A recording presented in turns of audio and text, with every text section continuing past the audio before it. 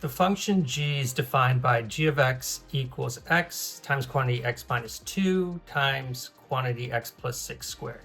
Okay, let's stop right here and just graph this. So we're going to just do this in pieces and graph it using Desmos. So g of x, we'll just say put y equals x times x minus 2.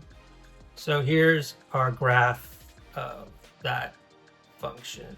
The value of g of 7 minus w is 0, where w is a constant. What is the sum of all possible values of w? And also w is just a number. It's like we're substituting a number in for x.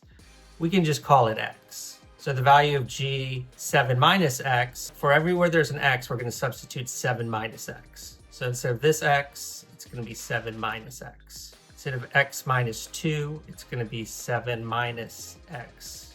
2.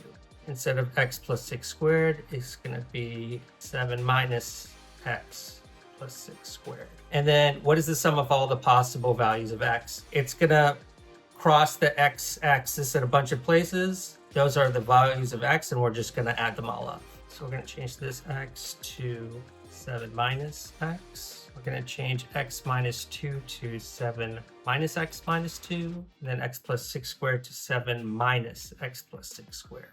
So it crosses the x-axis at 5, 7, and 13. 5 plus 7 plus 5 plus 7 is 12, plus 13 is 25. So there's your answer. I'll see you in the next video.